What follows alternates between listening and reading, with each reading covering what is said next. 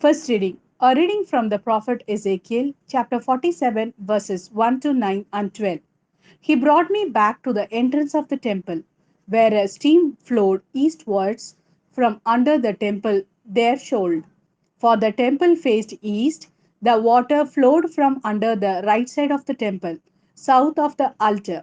He took me out by the north gate and led me right round outside, as far as the outer east gate, where the water flowed out on the right hand side.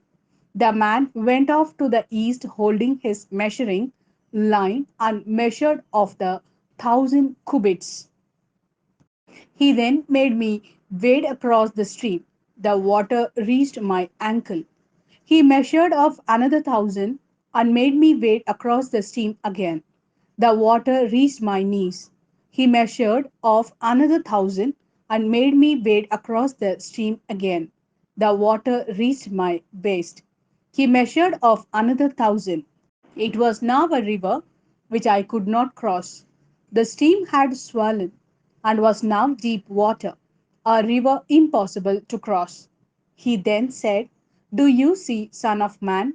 He then took me and brought me back to the bank on the river. Now, when I reached it, I saw an enormous number of trees on each bank of the river. He said, "This water flows east down to the Araba and to the sea, and flowing into the sea, it makes its waters wholesome. Wherever the river flows, all living creatures teeming in it will live. Fish will be very plentiful, for wherever the water goes, it brings health, and life teems wherever the river flows. Along the river, on either bank, will grow every kind of fruit tree with leaves that never wither and fruit that never fails. They will bear new fruit every month because this water comes from the sanctuary, and their fruit will be good to eat and their leaves medicinal. This is the word of Lord. Thanks be to God. A reading from the Gospel according to John, chapter 5, verses 1 to 3 and 5 to 16. After this, there was a Jewish festival, and Jesus went up to Jerusalem.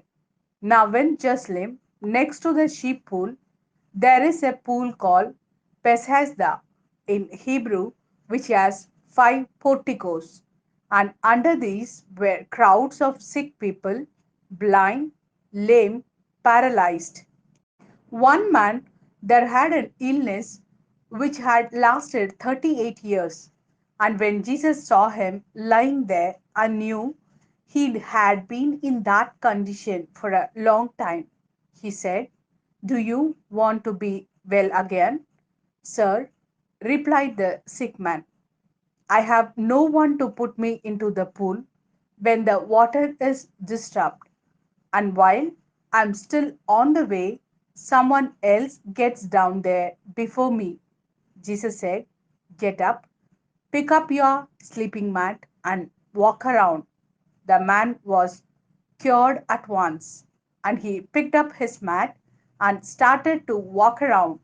Now that day happened to be the Sabbath.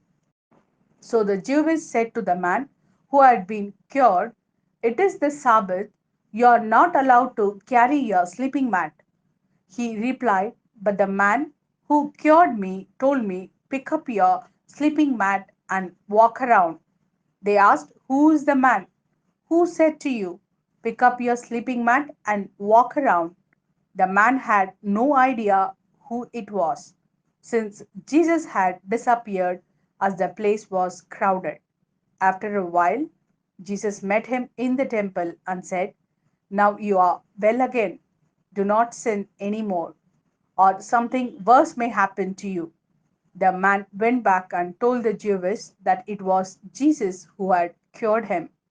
It was because he did things like this on the Sabbath that the Jews began to harass Jesus.